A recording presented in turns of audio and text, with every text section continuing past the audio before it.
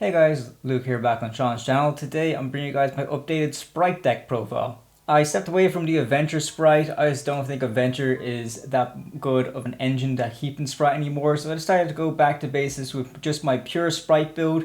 I made a few adjustments just so it keeps up to date with the current ban list. And honestly, I think the deck is still pretty decent. Don't get me wrong, it's not going to be a tier 1 deck by any means. Not even tier 2. It might kind of fall in the lines of a rogue deck, if even. There's just better decks out this format. Even one of the best decks that is being talked about right now is another level 2 strategy with Yummy. But I think Sprites are just a little bit more fun to play. They're a little bit easier to learn and use. So without further ado, let's just get straight into this is my Spright deck. Going to start things off, we run 3 copies of Spright Blue. For those of you who don't know, Sprites are basically a mix of Dharc and Fire Thunder monsters, and all of them are level 2. And they also have effects where if you control a level or rank 2 monster, you're able to special summon them out onto the field, which is an inherit summon. So it's a great way to get the Sprites out onto the field without starting a chain. But also all the main deck monsters, they have different effects when they are either on the field or brought out onto the field. So for example, Blue is a very good starter because if you control a level / rank 2 monster, you're able to special summon them out from your hand onto the field. And then if he is special summoned, you can add one Spright monster from your deck to your hand. So it's a good way to get into our line going from Spright Blue to Jet into some of those integral combo pieces. So I definitely think it is really important to maximize your copies of Blue at 3. We also run 3 copies of Spright Jet. Very similar to Blue, if you control a level rank 2 monster, you're able to special summon this guy out from your hand onto the field. And if he is special summoned, you're able to add one Spright spell / trap from your deck to your hand. Which is fantastic because we have a lot of very good targets for that. We have Spright Starter, Smashers, and Gamma Burst in terms of the spells. And then in terms of the traps, we have Spright Double Cross. So depending on the game state, your options are wide open on what you would want to get off of your Jet. Rounding off the Spright main deck monster, we run 2 copies of Spright Red and 1 copy of Spright Carrot. So these guys are still able to bring themselves out the same as your other Spright monsters, that if you control a level 2 monster, you're able to bring it out. However, where these guys differ from the other ones is that rather than being able to special summon themselves out if you control a rank 2 monster, you're able to special summon out if you control a link 2 monster. So that's where the difference in special summon comes in between the Spright Blue and Jet versus Spright Red and Carrot. But Red and Carrot have very different effects as opposed to Blue and Jet, because their effects while they're on the field are actually negation effects. So with Carrot, if it's face up on the field and your opponent activates a spell or a trap card or effect, you're able to quick effect tribute one other level, rank, or link 2 monster, and then you can negate the effect. And then if the tributed monster is a rank / link 2 monster, to activate that effect, then you can destroy the card. Spright Red is very similar, however it goes for monster effects. So these are really great because I really like having easily accessible monsters that we can bring onto the field that basically function as monster or spell and trap negates. So I do think it's very important to run these cards in the deck, especially the fact that we're able to bring them out using Spright Starter. I just think it is absolutely fantastic. I think 2 red and 1 carrot is more than enough. Just because with Carrot, we already have a bunch of other ways to negate spells and traps, so only 1 is fine. But Red, I think, is more important because if we're comboing off on our turn, it's great to have Red face up on the field as quickly as possible because it kind of protects us from some hand traps as well. So I definitely recommend that ratio right there. We have a tiny little frog engine in order for us to go into our Toadally Awesome. If you guys have seen the combo video of Sprites I made a couple months back, you guys will know why these cards are so important. But they're essentially our ways to get into Toadally Awesome, who is a very, very good boss monster because he essentially works as a Omni Negate, which is fantastic. And honestly, just the 1 card of Swap Frog as a normal summon is a 1 card combo to go into Toad, so it's definitely very, very essential to run him at this ratio right here. If you guys would like an updated combo video, please let me know. We can even do some test hands in the future. But there isn't a whole lot that's different from this deck that is from the one I played during the combo video, so be sure to check out the combo video as well. Going into the Nimble monsters, we run 2 copies of Nimble Angler and 3 copies of Nimble Beaver. Now Nimble Beaver is great, he's a very fantastic normal summon. Besides Swap Frog, he's probably the best normal summon of the deck.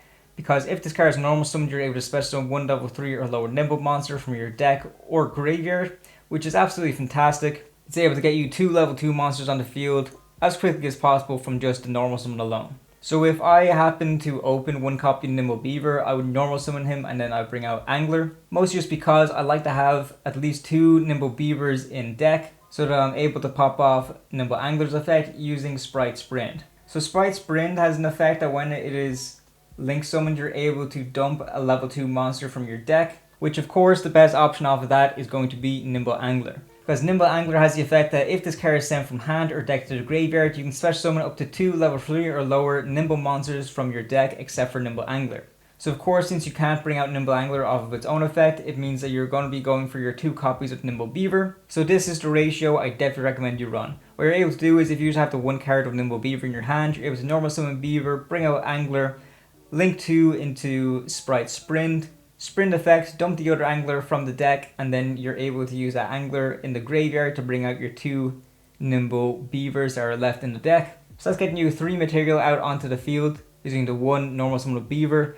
This ratio is of course very essential. We run a ton of hand traps. I definitely recommend 3 copies of Ash Blossom, 3 copies of Droll and Lockbird, and 3 copies of Ghost Ogre. You can change out the ratio any way you want. I know some people might prefer to run a Mulcharmy in the main deck. I run Fruitfullos in the side deck, which I think works for me because if we're going to be going second with this deck, and we know we're going second, then I think Fruitfullos is a good card. But these hand traps can be devastating to your opponent no matter what turn you're going, if you would be first or second. Especially the Droll, it's just a very, very good floodgatey sort of hand trap. And I also want to run out the reason why we run so many hand traps in this build is not only because there is an awful lot of space considering that we took out the adventure package, but also we run Crossout Designator in this build. And when you're using Crossout Designator to avoid getting hand trapped, you of course need to run different names of a bunch of different hand traps in order to get it going. So I think these 3 hand traps are very devastating if they're used on us. So if we have the target names for Crossout Designator, I think it's all the better. So I definitely recommend you guys run these hand traps at that ratio. If you feel like you want to change them out for something else, absolutely go ahead. We're going to be going into some side deck stuff a little bit later. But again, Yu-Gi-Oh is up for interpretation. You can build a deck however way you want, but this is the way I like to play it. Going into the spells now, we run 3 copies of Spright Starter. This is a fantastic starter. It is literally in the name. It's just a quick play spell that reads so you're able to special summon 1 Spright monster from your deck, but lose life points equal to its original attack when it is brought out. So for example, if you bring out Spright Blue using Spright Starter, since Spright Blue has 1100 attack points, you will lose 1100 life points. So it may not be the best time card, but it is still well worth it to run. But the one thing I will say about Spright Starter, if you are beginning with this, it locks you very, very quickly into level, rank, and link 2 monsters, so you need to be very careful with that. But honestly, that doesn't really bother us a whole lot. Genuinely, most of our extra deck monsters are rank and link 2 monsters, so it's not too much of an issue. There's only a few different cards that are affected by this restriction, but if you know what you're doing, you'll have no problem with this card at all. The other 2 Spright spell cards we run are Spright Gamma Burst and Spright Smashers. Gamma Burst I think is fantastic because it's a quick play spell that can be used as a battle trick where it basically makes all level, rank, and link 2 monsters that are currently on the field gain 1400 attack and defense until the end of this turn. So it's a great way for us to get our small low Spright monsters to get up to a high amount of attacks so we're able to go in for game. But it's also able to change attack stats of 1 monster on the field if you are banishing it from the graveyard, which can be a good way for us to just get one of our monsters up further in a little bit of damage if we needed to take out a problematic monster and go for game from there. Spright Smashers is fairly good, but honestly it can be a high cost for what you get out of it. But if you're in a winning position, it's honestly pretty good, because you need to banish a Spright card from your hand or graveyard to activate the following effect, which is banish 1 level, rank, link 2 monster you control and 1 card your opponent controls. So it's a decent bit of removal. It can be a bit of a high cost, but again, if you are in a winning position, it could definitely be worth it. So we like to run 1 copy of each. You don't need to run any more of any of the Spright spells or traps at more than 1 except for Starter, because they are all searchable off of Spright Jet. We run 1 copy of Freezing Chains of the Ice Barrier. This is of course essential for us For our Toadally Awesome play, when Mirror Mage the Ice Barrier is sent to the graveyard, we're able to search it out, and then when we activate it, we're able to special summon that Mirror Mage from the graveyard. So it's just an easy way for us to get 2 level 2 Aqua monsters onto the field as quickly as possible. We have to run this at 1 copy. We run 1 copy of Triple Tactics Talent. This is just a fantastic staple. If we get interrupted, it's good recovery. I definitely recommend you run it. We run 1 copy of Dark Ruler No More. Now this might seem a little bit strange that we are running this at 1 copy, but here's my reasoning behind it. Dark Ruler No More is definitely going to be used a lot this format because people are using it to out Yummy. It's just a very good board breaker against Yummy because all the Yummy monsters' quick synchro effects can only be activated after you activate a card or effect. So Dark Ruler No More has been used heavily to go against it. So I feel like a lot of people are going to be running it. And Dark Ruler No More can just be a very devastating card to us also. So I like to run it at 1 copy because we're able to Crossout Designator it. Just if it comes up that someone Dark Ruler No More's us, we can't respond with monster effects because it's a speed spell 4. The only way we can respond is with another spell or trap card. And we don't run any of the Solemns to kind of stop it. So using Crossout Designator to stop it is pretty much the only way we can stop ourselves from being Dark Ruler No More. So I like to run it at 1 copy along with Crossout Designator just because I think it can be very, very good. But then also it's not a harm to have it in the deck if we're going against Yummy or something like that as well. I do think it's pretty good. And then finally the last spell we run is Call by the Grave. This is a combo deck at the end of the day. We don't want to get interrupted. So having 1 copy of Call by, 1 copy of Crossout I think is just fairly good. So definitely run them at that ratio. Going into the traps now, 1 copy of Spright Double Cross. This is just a great bit of interruption. It allows us to target one of our opponent's monsters and either attach it to one of our rank 2 monsters of material, or special summon it to a zone that a linked monster points to. It's searchable off a jet, so of course it's very, very good searchable disruption. And finally, 3 copies of Infinite Impermanence. Another fantastic hand trap, but also a fairly common one, so it's great to run at 3. Because it can also be a good cross-out target. Going into the extract now, we run 2 copies of Gigantic Spright. Gigantic Spright is a very good card because all it needs is 2 level 2 monsters in order to go into it. Or you can use a link to monster that you control as one of those AA-ZEUS material. And if you do, the original attack of Gigantic Spright becomes doubled, so it goes up to 32. Which is just absolutely fantastic because you can also cheat out that attack manipulation using Spright Double Cross as well. So it can be a nice little attack boost for Gigantic Spright. But that's not all he does. He also has the effect that during your main phase, you can activate this effect where you detach 1 material from a monster you control, and if you do, special summon 1 level 2 monster from your deck. And then also neither player can special summon for the rest of his turn except for level, rank, and link 2 monsters. So this is very good for a couple of reasons. First reason being that it allows us to special summon any level 2 monster that we want. So it is a fantastic gateway for us to bring out our Swap Frog and then go for a Swap Frog play to go into Toadally Awesome. But also, since it locks both you and your opponent into summoning level, rank, and link 2 monster for the rest of his turn, that means that our opponent is not able to Nibiru us, and also they're not able to use Bestials because they are above level 2, so they are not able to special summon themselves out. So it kind of protects us from hand traps in a little way, which I just think is absolutely fantastic. It's something not a lot of people consider because most of the time we're able to get this effect live before we even have a chance to get Nibiru'd. So it's definitely really, really fantastic for that. The only drawback that I say you definitely need to be careful to is the fact that this is very, very vulnerable to Ghost Ogre. So if this is the only AA-ZEUS monster you have on the field, you need to detach a material from him. However, that whole effect is 1 sentence, so there's no cost to that. It is all the 1 effect. So if your opponent chains Ghost Ogre to any other monster, for example, usually what happens is Ghost Ogre will destroy that monster, but the monster's effect will still go through because they paid the cost, so you'll still get your effect. But it's very different here with Gigantic Spright, just because if you activate Gigantic Spright and he's your only AA-ZEUS monster on the field, and your opponent chains Ghost Ogre, then that means Gigantic Spright is destroyed before you're able to commit to the full effect where you need to detach a material and bring out that monster.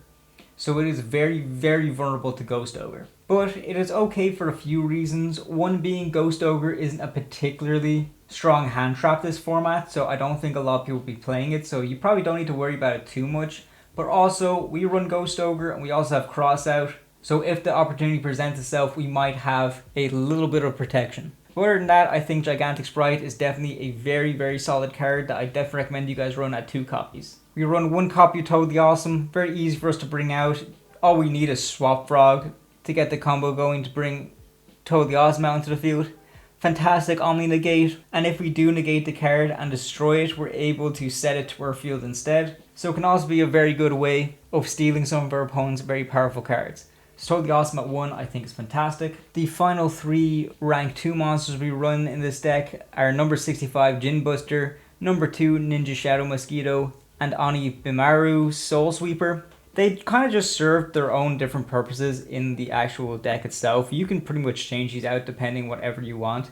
But I like them just because number 65 is a good monster effect negate. Soul Sweeper, just a good way to banish a monster for a little bit. And Shadow Mosquito is a good way to inflict burn damage and also kind of working as a battle trick. So I think these are good. They kind of just serve their own purpose in this deck. But if you want to change them out for whatever you want, you can absolutely go ahead. I just think that they're probably the strongest out of the rank 2 pool that's available to us. Rounding off the XZs, we have Super Starslayer TY-PHON Sky Crisis and Divine Arsenal AA-ZEUS Sky Thunder. You are not going to be bringing these guys out the first turn you're playing just because we got locked into level, rank, and link 2 monsters very, very early on. So I think it is definitely next to impossible for us to bring these guys out on our first playable turn. But honestly, they work fairly well in later stages of the game. So I do think that they are still worth the run. You just need to be careful about when you're bringing them out. Going to links now, we run 2 copies of Spright Sprint. Sprint has the effect I mentioned earlier that when he is link summoned, you're able to dump a level 2 monster from your deck to the graveyard. That's great at dumping Angler, so we're able to get the Beavers out into the field and kind of start a place from there. But if we're very much crunching for time, we run Volcanic Scattershot in the side deck as well. So if time is running out, we're able to go into Sprint, dump the Scattershot, burn our opponent for 500, and then we win the game in time. But that's not all Sprint is able to do. It also has another effect that's very good, that if another monster is special summoned onto the field while this card is on the field, you can attach 1 material from an XZ monster you control, and then you can tear 1 monster on the field and return it to the hand. So that's fantastic. It's not just when our opponent special summons a monster, it can also be when we special summon a monster. So it can be a good way for us to set up interruptions early as we can, and also try to remove some of our opponent's more problematic monsters. So I definitely recommend you guys run Sprint at 2. We run 1 copy of IP Masquerena, 1 copy of SP Little Knight. I keep saying it because I think it is true. I think IP is not long for his world now. I'm fairly confident that she's probably going to get hit in the next ban list. We might as well play her while we still can. And the IP SP combo is still as strong now as it's ever been. So definitely run 1 of each of those cards. We run Dharc, Dark Charmer, Gloomy. We run a lot of Dharc monsters in this deck, so we have no problem going into them. And considering that Dharc is probably one of the most popular monster attributes you would come across in this game, I definitely think that Dharc is the better choice to go to rather than Hita. Hita there would have been an argument for probably 2 formats ago when we were in Fire format still, but we're kind of straying from that now a little bit, so I think Dharc is definitely the better choice to be running. But you guys also need to keep in mind that when you're stealing a monster from your opponent's graveyard, make sure that you're not level 2 locked, because then you would have went into Dharc for no reason. So definitely be very, very careful of that. And finally, rounding us off, 1 copy of Knightmare Phoenix and 1 copy of Knightmare Unicorn. Phoenix is great because it is spell and trap card removal in the form of a link 2, so we have no problem going into it at all, even if we are locked in early. Unicorn can be a bit more problematic just because it's a link 3, so if we get locked early, we're not able to go into it. But for later in the game, it can be really, really good. Sprites are able to spam the field, no problem at all. So we're able to spam out a few cards to go into Unicorn to remove some problematic card that your opponent may have. I definitely think it's worth it to do that. Going into the side deck now, we run 1 copy of Volcanic Scattershot. This is of course for time, as I mentioned earlier with Sprint. If the time is ticking and we're getting very, very close to the end and we don't want to end it in a draw or a loss, we're able to use Sprint effect, dump the Scattershot from the deck, then use Scattershot's effect that will, when he is sent to the graveyard, inflict 500 damage to your opponent. So it's a good way for us to win for time. Definitely run Scattershot at 1 in the side deck. We also run 2 copies of Gamma Seal on this side. I just like running Kaijus on the side any way I can, because you never know what problematic monster your opponent might be able to bring out. Especially with Draco Tail being able to bring Dragoon out so easily, I think Kaijus might be a must for this format. 3 copies of Fruvalos on the side. Yeah, this is just because in case we're going second and we want to get some pressure on our opponent to not pop off completely so we get a bunch of draws. I think Frufalose is definitely very, very good for that. If you want to main deck it, you can, but I don't really think it's necessary. I really want to try and make Spright going first as quickly as possible. But Frufalose is still there on the side, just in case. I definitely think it's a better side card than it is a main deck card. We also run 2 copies of Lightning Storm and the 1 copy of Harpy's Feather Duster. This is just for the back row removal, especially great going second. So that's the ratio I definitely recommend you guys run it at. We run 3 copies of Evenly Matched. Evenly Matched is a fantastic going second card. It can definitely catch your opponent out blind. Great bit of removal because it can definitely leave your opponent in a very tight position. And finally, 3 copies of Solemn Strike. I'm kind of seeing this more and more as a staple for my side decks. I just think the Solemn cards are so good and Strike is definitely my favorite. It definitely comes up the most considering that it stops a monster special summon or a monster effect. So it's definitely a bit more universal than some of the other Solemn cards. I definitely think it's a very good side option. Because we're going into game 3, we know we're going first. Strike is just a fantastic card to have in your back row. So that about does it for a deck. Please let me know what you think. I'm really happy with how this deck turned out. If you guys want to see some combos for this deck, definitely check out the previous video. I'm pretty sure you can still do all the same combos. The deck wasn't hit too bad by the ban list at all. It was really just the Crossout Designator that kind of made it suffer a little bit. But the combo shouldn't be change much from that. Or if you guys would prefer just an updated combo video, please let me know. I'm also still open to doing that as well if you guys really need it, because maybe it could be fun. If you're interested in building this deck at all, please be sure to use the affiliate links down in the description. We have a TCG player affiliate link down in the description, and if you use that in order to buy cards, you're helping directly support the channel. Other ways you guys can help to support us if you guys would consider becoming a member. We want to give a big shout out to our members: Kieran Thompson, Ronnie Yell, Jojo TCGs, John Cran, Vex, and Kingslayer111. We really appreciate your continued support because it really helps motivate myself and Sean to bring you guys these videos. So we want to thank you guys all so much for that. Other ways the rest of you guys can help out is if just by liking the video and subscribing to the channel and even leaving a comment to let me know what else you guys want to see. That would all be fantastic because it all really helps us out in the long run. But for now, that about does it for the deck. Thank you so much for watching, and we'll see you next time.